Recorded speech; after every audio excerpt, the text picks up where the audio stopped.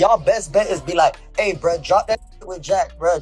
I ain't laying down. Like, I'm gonna get back even if I get life. Trust me. Kodak Black and Jack Boy's drama already left one innocent woman gone, and now the streets are buzzing that things might be heating up even worse. The whispers got so loud that people online are claiming Jack Boy might have sent hitters after his old friend. And the timing is wild because two dudes just got shot in Yak's own hood. This whole mess kicked off back in October 2025 when deputies from the sheriff's office pulled up to the 1600 block of Northwest 10th Circle in Pompano Beach, and the whole scene was chaotic. Two men were laid out from gunshots, both rushed to the hospital, and one didn't even make it long enough for officers to get a single word out of him. By the time the cops arrived, whoever pulled that trigger was already gone like smoke in the wind. Florida stays known for spots where people stay ready to handle things the hard way, but Pompano Beach hits different because that's where Kodak Black came up, and that's exactly why fans started pointing at Jack Boy without a second thought. Even the timing had folks suspicious because right after news broke, Jack Boy jumped on IG to flex that he slid through Yak's hood like he had something to prove. Jack Boy posted the news clip about the shooting and wrote, "Even though y'all don't like me, it's sad to see y'all boys keep dying every other week. Go get y'all CDL license. I got trucks, I'm gonna put y'all on." That had the whole internet like, what is he trying to say with that energy? Then he added even more chaos when he dropped an IG story playing Yak's track, "Before I Go," where Kodak repeats, "Everybody going to pass before I go, go.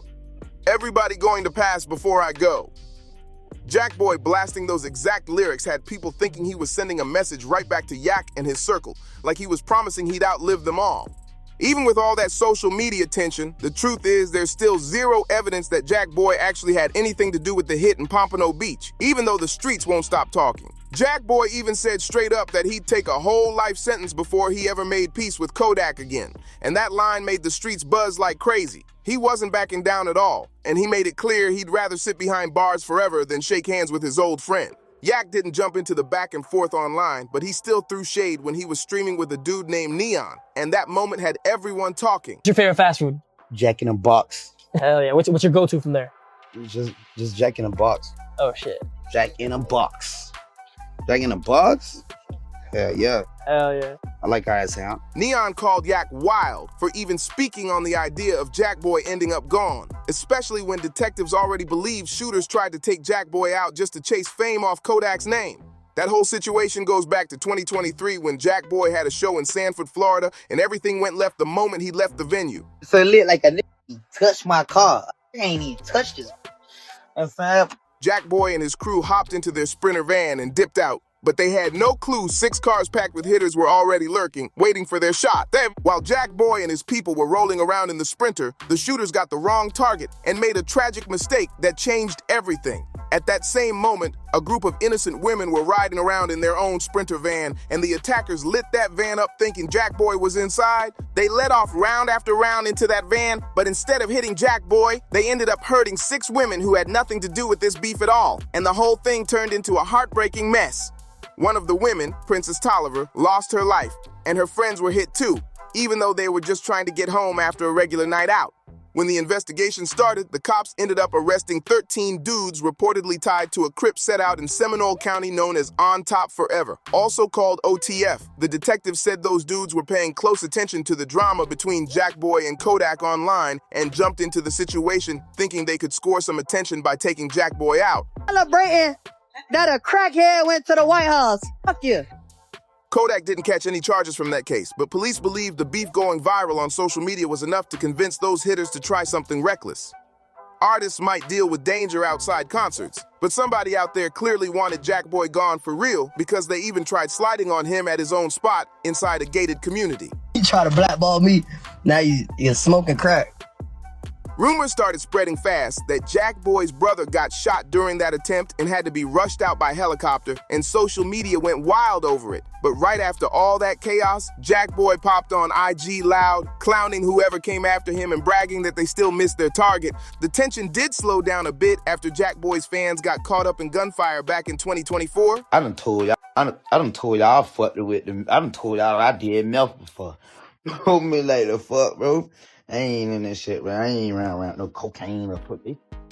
But in January 2025, he sparked things all over again when he spotted Yak's custom Jeep and posted a picture with it like he was making a statement loud and clear.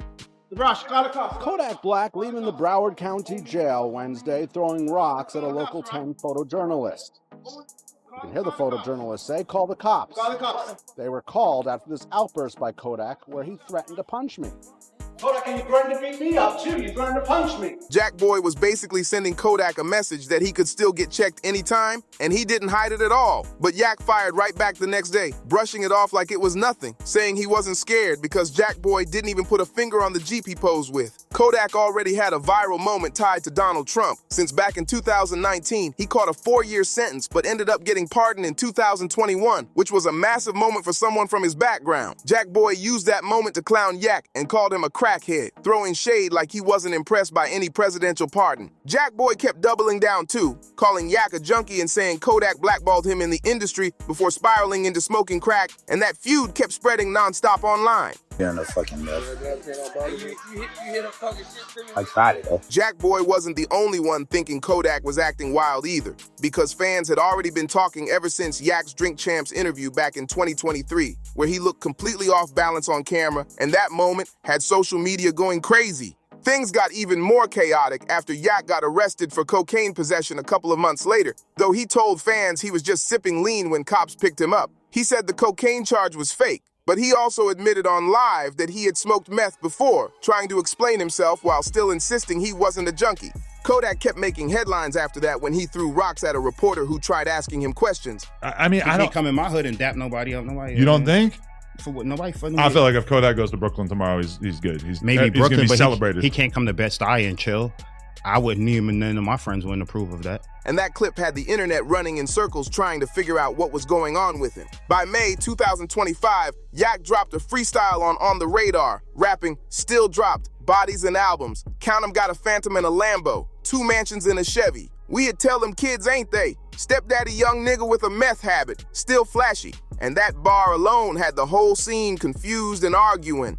Then in October 2025, Kodak went live again and said he wasn't tweaking off meth, but admitted he tried it before, and people were shocked he even said that out loud. During that same live session where Jack Boy called Yak a crackhead, Jack Boy also claimed he flew to Haiti to meet with a woo lady, saying that's the reason Yak fell off, and that statement made things even more dramatic.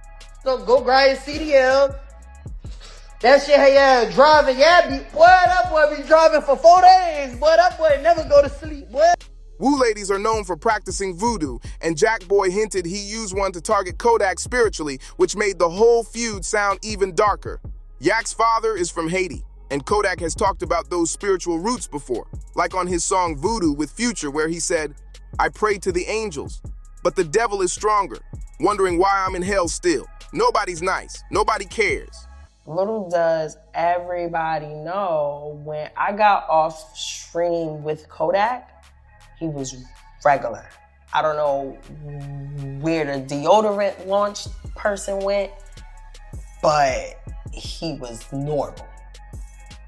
I went to the studio, everything, till like 7 a.m. Normal, regular. Hearing Jack Boy bring that up made fans think this feud was deeper than music. After Jack Boy claimed he used voodoo against Yak, he dropped the track Woo Lady, where he rapped, "Ain't gotta go see no woo lady. What you think my grandma for? My granny played with voodoo bitch. I feel like Fool made 100 off a glitch. Now I need the studio. Okay, cool, let's go. Talking shit, better not be at that stove." Jack Boy made it sound like his family already had their own spiritual power, so he didn't need outside help. Then Jack Boy exposed Kodak again for dropping a song with 6ix9ine, especially after Yak had talked for years about hating S-Stitches, which made fans shocked that he even linked up with 6ix9ine in the studio. Yak caught heavy backlash for that collab, but Wack 100 claimed Kodak only did it because he got paid $1 million and a Rolls Royce for the feature, which turned the whole situation into an even bigger spectacle. Jack Boy fired back saying the money didn't mean anything, and he let it all out in the raps with lines like, "Quit acting tough. You weak as fuck, little boy. I know the real you, just to show. Even with $1 million, that money can't unlame. You did a song with the rap for $1 million. No real street nigga respect you surrounding yourself with pussy niggas, so none of them ain't gonna check you." He made it clear he thought Yak's whole move was embarrassing no matter how big the bag was. And Jack Boy wasn't the only person calling out Kodak for working with 6ix9ine, because an alleged Treyway affiliate named Billy Yotto also popped out and took things even further. Billy once tried to track 699 down with a gun back in the day, and after Yak linked with 699, Billy went on No Jumper saying Kodak was banned from Brooklyn, which added even more chaos to the situation. You see me in person, bro, you gonna hold your head down. You did no work. Bro, Have you ever stood out there and got in that car by yourself? That's how I know you asked, because you got voodoo in your... Billy said, "Stop acting like you up, go check that skull. Then tell Trump, free. My friends made $1 million, but I'll still crash shorty. Don't got no sense." And that statement made the whole feud feel like it was spilling way past music. Jackboy also hopped on another live claiming Kodak was snitching back in 2018 when he got locked up, saying someone on the block was smoking weed and Yak ratted him out, which is what Jackboy said led to Yak being moved into protective custody. That accusation had people stunned because of how serious the word snitching is in street circles. Jackboy then went even harder, saying Yak's music wasn't hitting like it used to and told him he needed to get his CDL and start driving trucks, flipping Yak's own words back on him with a grin on his face. But Jackboy was facing his own drop-off too, because after the beef popped off between him and Yak, his music numbers started sinking fast. He used to pull millions instantly, but suddenly a lot of his new drops weren't even cracking 500,000, and fans noticed the shift. Jackboy tried to make a smart business play by buying a restaurant so he could stay stable when the music slowed down, but even that situation took a dark turn. The spot, Pierre was a restaurant he co-owned with his homie Cliche Hill out in Oakland, and getting into food business is usually a strong move for artists. But this place was already over a year behind on rent and sliding toward closure before things got violent. On May 2nd, 2025, someone pulled up and started shooting into the restaurant, hitting 2 people inside and sending the whole community into shock. Nobody knows who the shooter was, but people online immediately started tying it back to the tension between Jackboy and Kodak, even without evidence, because the timing was suspicious. After the shooting, Hill set up a GoFundMe to help fix the damage and keep the doors open. But before they could even get things back on track, someone else pulled up and smashed the windows with bricks, turning the whole business into a target and putting Jackboy in an even tougher spot. Before Jackboy and Cliche Hill even got the chance to move their restaurant to a safer spot, their landlord kicked them out completely. And now a whole restaurant company is suing them because Jackboy and Hill allegedly owe over $10,000. The situation went from bad to worse fast, and it left both of them scrambling to keep things together. Jackboy and Kodak aren't at their highest points right now, but some people online swear Kodak isn't actually deep into substances and is only acting that way for the camera vibes. A streamer named Zoe linked up with Yak in the studio and said the moment the camera stopped rolling, Yak switched up and acted totally normal, like he was playing a role the whole time. But then Kodak confused everybody again when he turned around and spent $800,000 on a brand new icy piece, making fans think he might just be flexing for attention instead of dealing with real issues. Jackboy also kept pressing the narrative that Yak doesn't have real street support, but then a crazy moment happened when someone got stomped out after dissing Yak on IG Live.